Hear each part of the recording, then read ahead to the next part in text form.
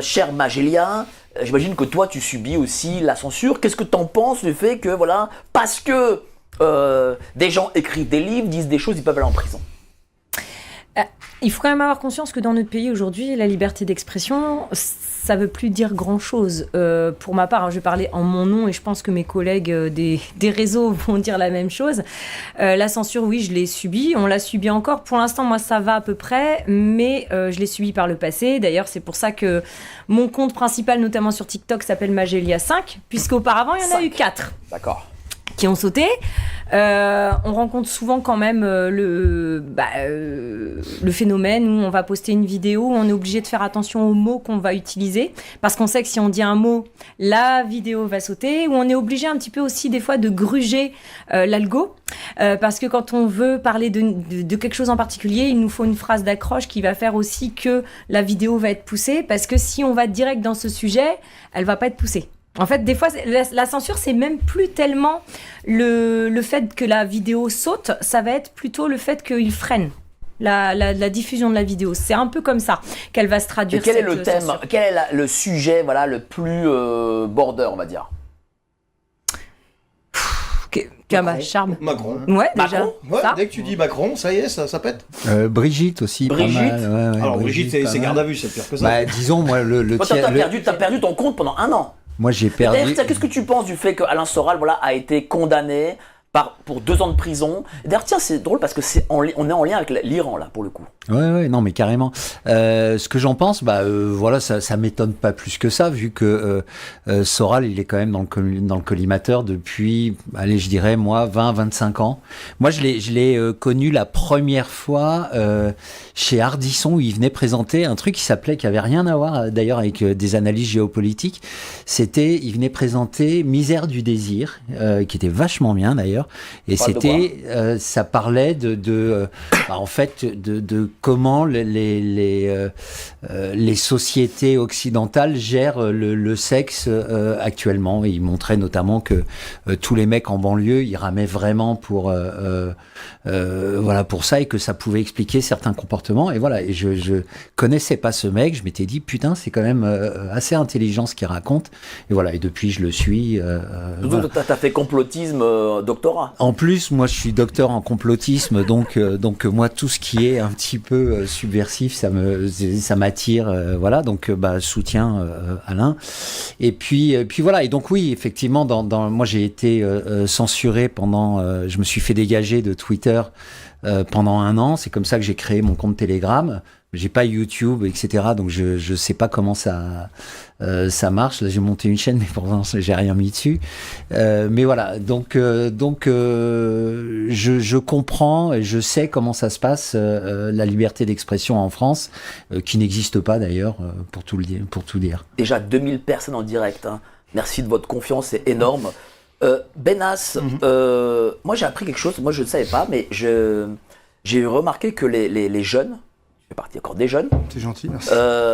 Ont été formés intellectuellement par Soral. Est-ce que c'était un peu ton cas?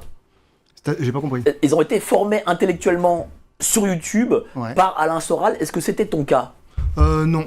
Toi, t'étais plus qui?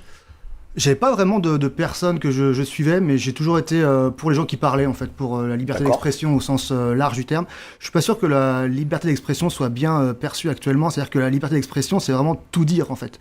Et c'est dans cette liberté où certains abusent, disent des choses qu'il ne faut pas. Et je pense que c'est important de la défendre, et c'est important aussi de se rendre compte que certains en profitent pour faire et pour dire n'importe quoi. Et après, forcément, ça éduque les jeunes des fois dans des pensées qu'il faut pas, ou des directions qui sont un peu compliquées. Donc, quel est le sujet, toi, qui fait que t'en viens à Benas 25?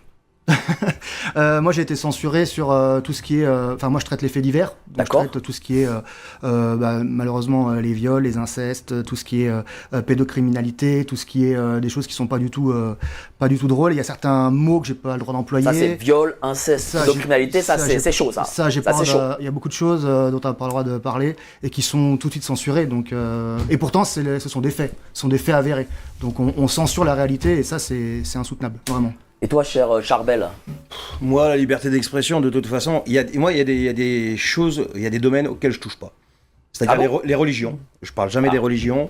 Je rentre pas dans ces délires-là, tu vois, l'islam, pas l'islam, le judaïsme ou je sais pas quoi. Et malgré ça, je me retrouve, quand par exemple je parle de Monsieur Enthoven, tu vois, quand il nous avait parlé, je donne un exemple tout bête, il encourageait, il faut intervenir en Ukraine, il faut envoyer nos soldats, il faut envoyer des troupes au sol. Un philosophe qui t'explique comment agir militairement, c'est quand même assez cocasse.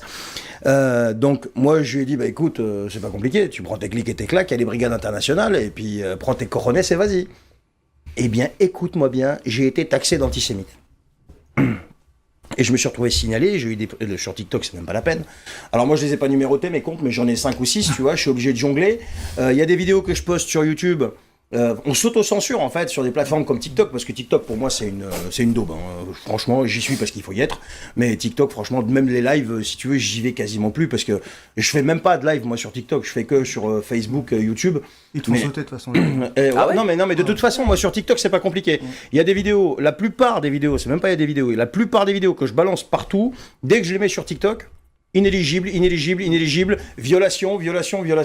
Tu fais appel. On te dit non, t'as violé quand même. Mais dites-moi ce que j'ai. Mais en fait, tu vois, c'est que ça. Et j'ai remarqué que dès que tu parles de Macron, moi j'avais donné un surnom, Mac. Dès que tu parles, même ça passe plus maintenant. C'est parce que l'algorithme est devenu très intelligent. Ouais. C'est pour ça que quand tu m'as dit que tu faisais tes lives, je t'ai dit, t'as du courage. Parce que vu la liberté d'expression, toi, t'as zéro sujet tabou. Donc ce qui fait que tu risques, si tu veux, voilà. Bah, Donc on a appris avec le temps à s'auto-censurer malheureusement, et c'est quand même assez bizarre pour le pays des droits de l'homme. Alors je veux bien la liberté d'expression, mais moi je dis toujours, les religions, il n'y a pas à les critiquer parce que c'est du domaine du privé. Alors ils te les critiquent au nom de la liberté d'expression, mais ça, à partir du moment que ça blesse... du droit au blasphème. Ouais mais d'accord, mais à partir du moment que ça s'appelle l'éducation avant le droit au blasphème, ça dépend, et les trucs qui ont été pondus par la République... Les trucs qui ont été pondus par la République, attends 2 petites secondes. Avant le droit au blasphème, et tous ces trucs-là qui ont été pondus par la République, je suis désolé. Quand à partir du moment que tu dis des choses qui blessent des millions de gens, que ce soit n'importe quelle religion, je suis désolé, ça passe par-dessus, ça s'appelle l'éducation en fait. Qu'est-ce que tu voulais dire après je donne la parole à Magella, vas-y. Je voulais dire que le droit au blasphème, il est à géométrie variable et que c'est quand même...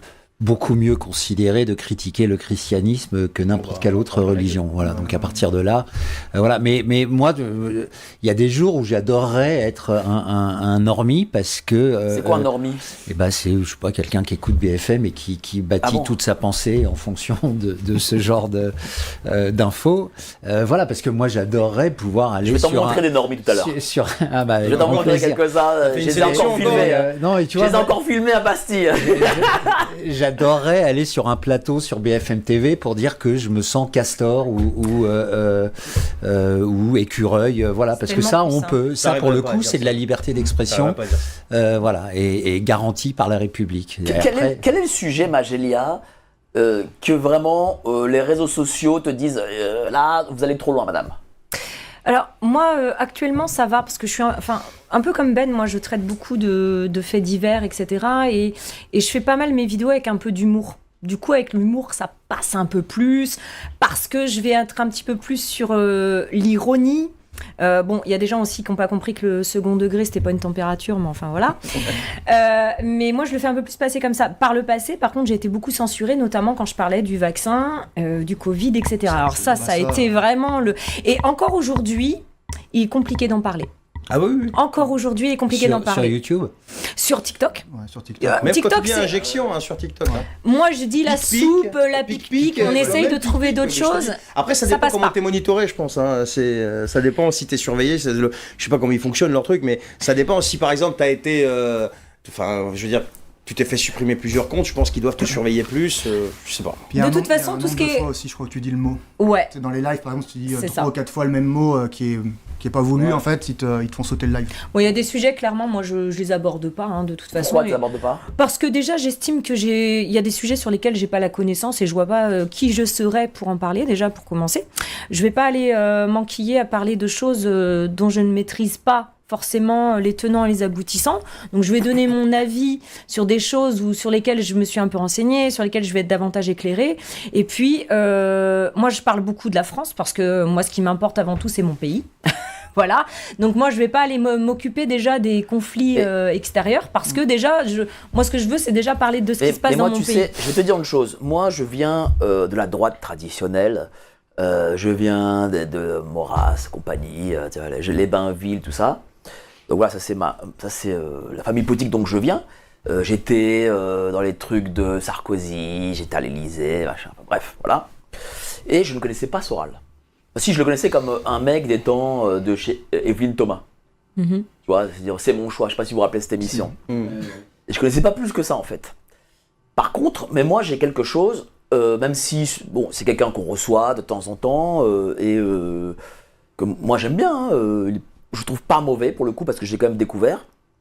Mais moi, ce qui me répugne, c'est que des gens, quel que soit leur courant, puissent, parce qu'ils ont écrit des livres, aller en prison. Et quand un pays envoie en prison des gens parce qu'ils ont écrit des livres, et envoie à Marrakech, dans des riads, parce qu'ils ont violé des enfants, eh ben ça me répugne. On est sur un 2 poids 2 mesures. Tu vois ce que je veux dire, mec Hein c'est la République. Ils protègent les élites. Ouais. C'est la République. Mais c'est pour ça, moi j'ai quand même l'impression qu'il y a eu une petite tendance qui se dirige vers une inversion de la vapeur. La vapeur. Ouais. Alors, je pense que la France va être un des derniers pays à connaître ça, mais je sens qu'il se passe des trucs quand même. Il y a beaucoup de démissions en ce moment. Alors pas ici personne n'a rien vu, personne ne connaissait. Démissions de gens qui sont impliqués dans les dossiers Epstein notamment, donc on voit ça un petit peu partout dans le monde. J'ai bon espoir que ça finisse par arriver en France, mais je suis très conscient que ce sera un des derniers pays, parce que là on est encore en train de légiférer pour réduire encore un tout petit peu plus la liberté d'expression. Là j'ai cru comprendre qu'il va bientôt y avoir une loi pour interdire de critiquer Israël. Voilà, là c'est prévu là pour le mois d'avril. Qu'est-ce que vous en pensez, vous? T'en penses? Moi, je pense que Le type de loi. à partir du moment où tu peux pas parler de tout et où tu commences à enfermer les gens pour leurs idées, il y a un réel problème. On n'est plus du tout en démocratie et c'est pas du tout ce qui était vendu à la base. Je veux dire, on est censé être le pays des droits de l'homme et on peut parler, d'après moi en tout cas, parler de tout, de tous les sujets.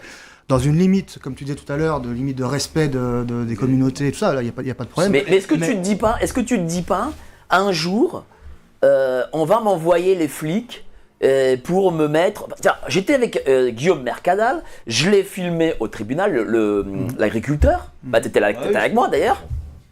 Et vous savez ce qui s'est passé? Il peut témoigner. Hein. Ah non, mais c'était lunaire. Le Midi Libre l'a mis au tribunal. Non, pas le Midi Libre. Si. Non, c'est la dépêche du Midi. Ah pardon, la dépêche du Midi, pardon. Excuse-moi.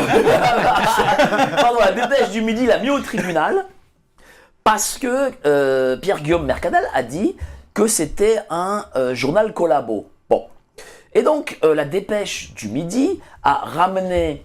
Il a dit un journal de collabos, ils ont joué sur le deux. Non mais c'était lunaire. Et la dépêche du Midi a ramené un historien en entreprise. Donc, chers amis, si vous êtes au chômage, il y a historien d'entreprise comme métier, c'est pas mal, c'est vraiment très très bien. Ah ouais, et qu'est-ce que c'est comme métier?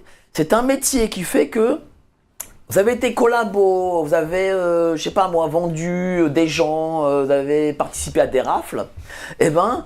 je te dis, c'est vrai.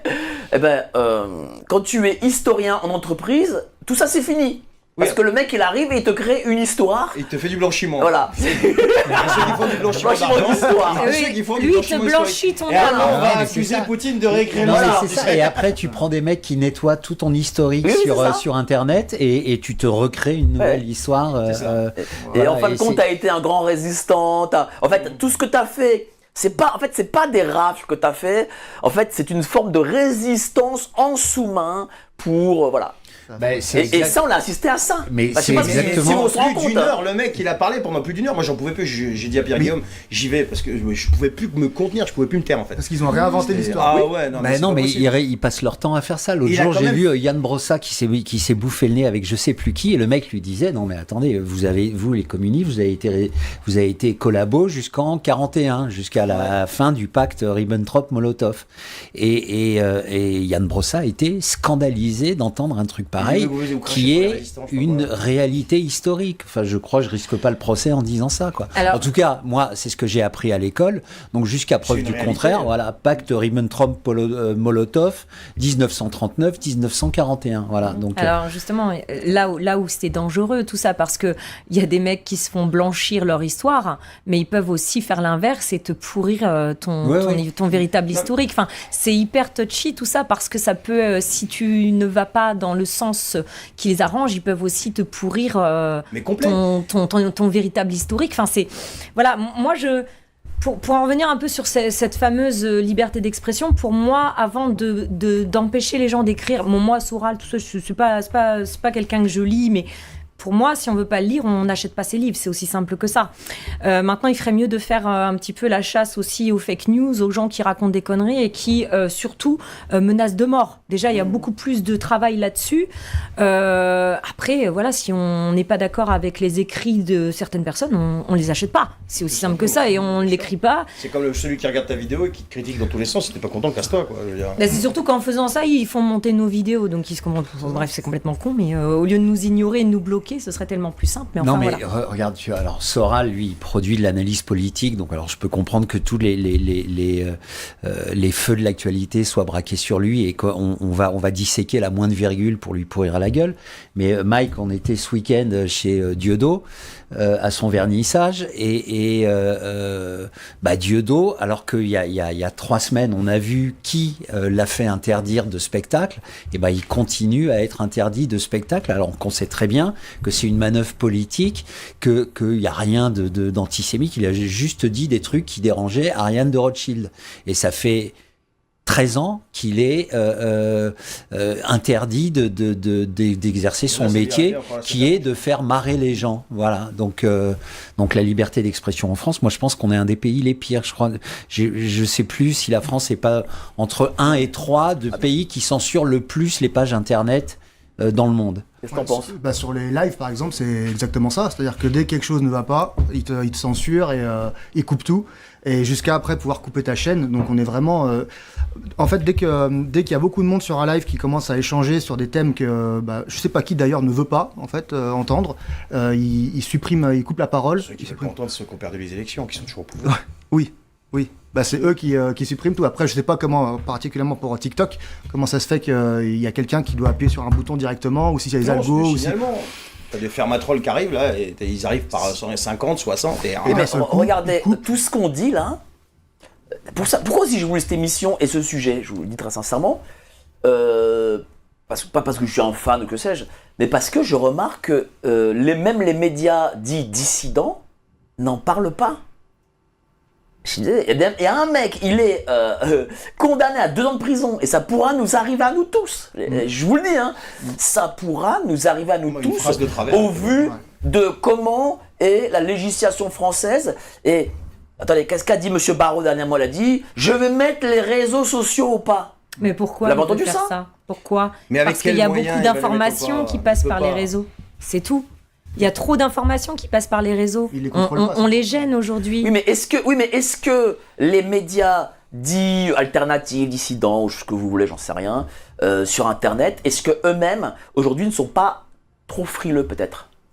Alors, vas-y. Moi personnellement, je le dis aujourd'hui, il y a des thèmes que j'aborderai pas. Déjà parce que, comme je le disais tout à l'heure, j'ai pas forcément les tenants, les aboutissants, et que. Oui, mais toi, t'es toi en tant que personne. Moi, je parle de médias avec journalistes, équipe de presse, etc. Mais il faut quand même avoir conscience. Et moi, j'en suis persuadée. Aujourd'hui, tout ce qui est journalisme, médias, grands médias, etc. Ils sont absolument pas impartiaux. Déjà, faut quand même en être conscient. Et pour moi, ils sont frileux parce qu'on leur dit ça tu abordes et ça tu n'abordes pas. Moi j'en suis persuadée qu'il y a des briefs derrière. Voilà quoi. On n'est pas. Mais oui. Tu risques l'Arcom, tu risques plein de choses actuellement pour te faire censurer. Moi je me suis tapé l'Arcom 2 fois, les gars. Donc voilà. Donc, mais là, quand l'Arcom a été saisi pour le Raptor, quand même, pour un YouTuber, pour un podcast, tu vois le niveau. Non, aujourd'hui, en fait, moi je pense que le problème est beaucoup plus profond que ça. Aujourd'hui, il y a une espèce de diktat qui est imposé par des types qui sont en perte de vitesse complet. Tu regardes tous les sondages, la Macronie, elle est dans les choux complets. Même les médias, même les médias. Non mais d'accord, mais attends, pardon, même la Macronie, elle est dans les choux complets.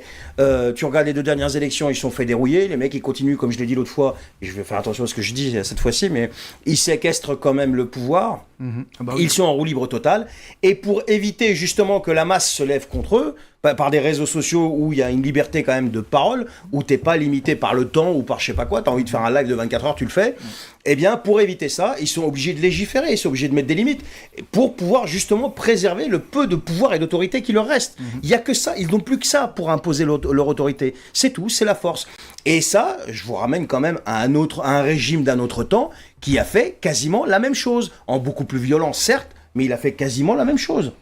À l'époque, le petit avec son pied beau là, il avait quand même acheté une radio pour tout le monde et il avait muselé la presse. Et il avait musé la presse et il a foutu une radio dans chaque foyer et il a matraqué la population du matin au soir pour leur laver le cerveau. Sauf qu'aujourd'hui, avec les réseaux sociaux, c'est un gros dilemme pour eux parce qu'ils n'y arrivent pas. Et donc, quand on n'y arrive pas, qu'est-ce qu'on fait? On a des sorties complètement idiotes comme Jean-Noël Barrot. Il va falloir qu'il m'explique comment il va faire pour museler, mettre au pas les mecs qui sont dans la Silicon Valley. Il arrive même pas à régler le problème d'insécurité déjà qu'il a chez lui et il va mettre au pas un type comme Elon Musk. Mais c'est une blague. D'autant plus que la France est en train de se faire pirater absolument tous ses serveurs. Voilà, donc la sécurité informatique française, si tu veux, d'ici à ce que les mecs commencent à nous censurer, je pense qu'il va se passer un peu de temps. Je suis pas hyper inquiet, on va voir. Non, c'est pas la censure, je pense que le procès Brigitte l'a montré dernièrement. Quand je parle du procès Brigitte, c'est-à-dire il y a 10 personnes qui ont tweeté sur Brigitte. Bon, et encore, qu'on fait des retweets. Et dont toi. Mais toi, t'es pas au procès. Non, j'étais pas au procès, mais il y a un des mecs. Opposition contrôlée. Un des mecs qui était au procès qui m'a appelé. On peut pas dire qu'on n'est pas dans les choses. Non, il y a un des mecs qui était sur le banc des accusés qui m'a appelé pour me dire qu'un des trucs qu'on lui reprochait, c'est d'avoir fait un retweet de moi, quoi. Donc, oui, mais regardez, moi, en fait, je pense qu'ils pourront pas censurer. Parce que justement, comme tu as très bien dit, Elon Musk, il s'en fout, le gars de Google s'en fout, en fait, ils s'en foutent tous. Mais par contre, ils pourront pas tout boucler. Mais par contre, ce qu'ils peuvent faire, je sais pas ce que vous en pensez, c'est justement faire des procédures. Mais en fait, au nom de la loi Chiappa. Le fait d'assassiner quelqu'un financièrement, parce qu'il faut quand même avoir conscience qu'un procès, c'est de l'argent, c'est du temps, c'est du stress. Et il y a des gens qui sont complètement annihilés avec ça. Et en fait, les procédures judiciaires, enfin, on est tous des êtres humains. Tu reçois ça chez toi, je pense que mais tu dois pas être bien. Ça vous est déjà arrivé ou pas? Voilà. Non, pas encore. Pas encore. J'espère que ça m'arrivera pas. Mais si, je suis en plein dedans là. Ah ouais, raconte. Pas pour ces histoires de liberté d'expression, mais pour autre chose, tu vois, c'est des successions familiales, des conneries comme ça. Ah d'accord. Et j'en parlerai bientôt quand ça sera terminé. Je vais en parler et je vais bien les afficher, mais parce que c'est prévu. Mais moi, tu sais que j'ai eu je vous fais une promesse d'ailleurs. J'ai eu. Ah ouais, attention. Hein. Je vous fais une belle promesse. Je sais pas si vous regardez. Parce que c'est Fox Mike en fait, si tu veux, qui est derrière tout ça aussi. C'est qui Fox Mike? Bah devine. C'est pas moi, hein. Moi je suis pas moi. Moi je connais pas cette personne. Je sais pas qui c'est. Tu sais pas qui c'est? Un jour, tu sais, il y a quelqu'un qui m'a appelé. Une certaine loge ou un truc comme ça. Il y a quelqu'un qui m'a appelé, m'a dit ouais, t'as dit des choses sur moi. Et en fait, c'était un autre mec qui s'appelle Mike Rambo. Je dis non, mais moi je suis pas Mike Rambo. Non, toi t'es Mike Borowski. Non, ça n'a rien à voir avec ça. Non, je te parle de. Non, mais moi ça m'est arrivé. Moi je me suis pris, j'ai eu l'art comme ça, c'est sûr. Et je me suis pris aussi, à l'époque, par la part d'un certain Nicolas Hénin, ancien journaliste de BFM. Hasard. Je me suis pris une diffamation par voie de presse et j'ai été mis en examen. Et ouais, j'étais garde à vue et tout, tu vois. Et en fait, parce que j'avais écrit à l'époque que ce monsieur avait un syndrome de Stockholm vis-à-vis des djihadistes, parce qu'il a été, il a été kidnappé par des djihadistes. Et après, bon, je sais pas pourquoi il les soutenait. Bref. Donc j'avais dit qu'il avait un syndrome de Stockholm. Et le mec, il a porté plainte contre moi, donc à la 17e chambre correctionnelle de Paris, et mise en examen. Les juges, alors pendant 3 mois, j'ai vu des juges et tout, enfin surtout des dames. Et en fin de compte, j'ai gagné première instance, seconde instance et sans avocat.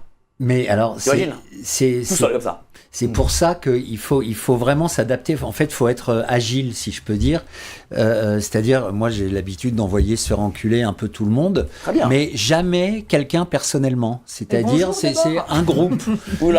C'est un groupe, voilà. Et dès que c'est un groupe, personne peut t'attaquer vraiment, quoi. Si tu dis à un tel que tu l'envoies se faire enculer, là, tu peux commencer à avoir des ennuis.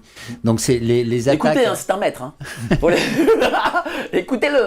Voilà. Voilà, les attaques bon ad hominem, ça pue. Voilà. Donc, faut rester toujours assez vague. Mais vous, par exemple, vous avez eu dernièrement aussi, tiens, il faut parler de ce qu'ils ont reçu. Ils sont venus ici pour parler de leur grand rassemblement, ou à Lille, où ils se rassemblaient pour montrer fièrement qu'ils étaient patriotes. Et racontez-nous ce qui s'est passé. Mais ça a été musclé. Ouais, on a eu les Tu antifas. commences et je finis. Allez-y.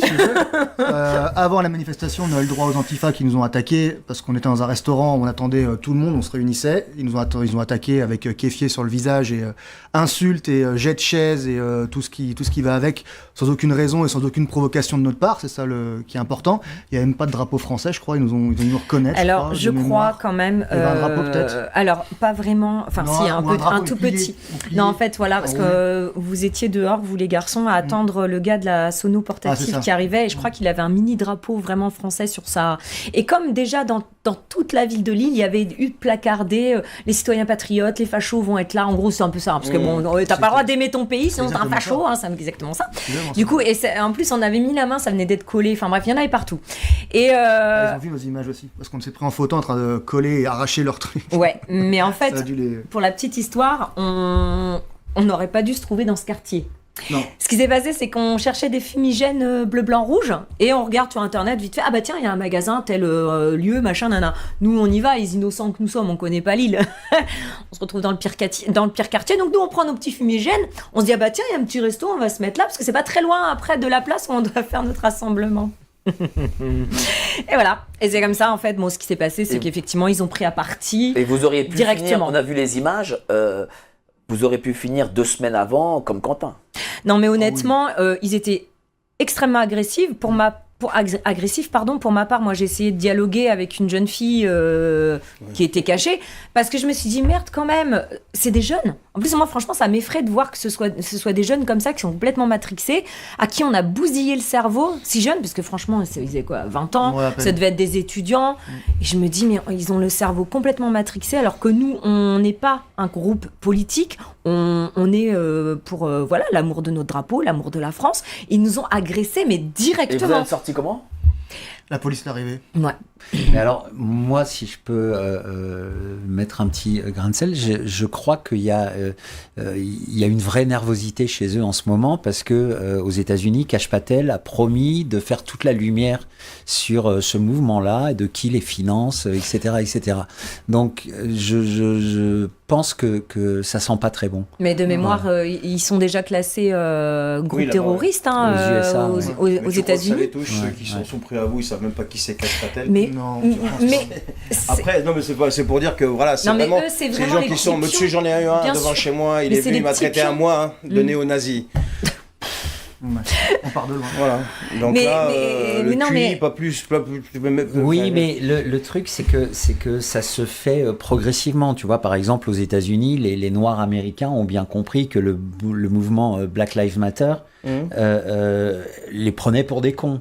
Et c'était juste un outil pour les démocrates pour pourrir le débat politique. Mais tous ces jeunes Donc- qui nous ont attaqués, c'est ni plus ni moins que des pions qui sont utilisés également. Ce sont des jeunes, parce que je l'analyse comme ça, hein, tous ces pseudo-antifa qui ne se rendent pas compte qu'ils sont les nouveaux fascistes, ce sont beaucoup de jeunes qui sont souvent étudiants, issus de familles un petit peu, où quand même, je veux dire, ils savent pas trop ce que c'est d'avoir le frigo vide, ils savent pas ce que c'est d'avoir les huissiers à la porte, enfin voilà, et qui n'ont jamais manqué de rien, mais qui se cherchent des causes pour peut-être se justifier. Et puis on va pas se mentir, quand t'as 17, 18, 20 ans, t'as ce côté un petit peu, t'as envie d'être un petit peu rebelle, t'as envie de croire que t'es dans le bon camp, t'as envie de ça en fait.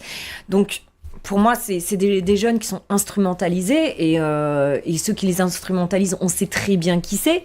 Hein, notamment Fronfron et toute sa clique qui font monter la sauce. Ils étaient présents à Lille, d'ailleurs.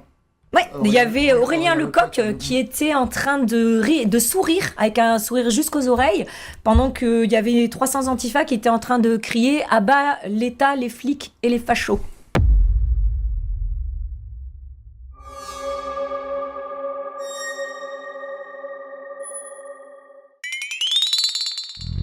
Yeah.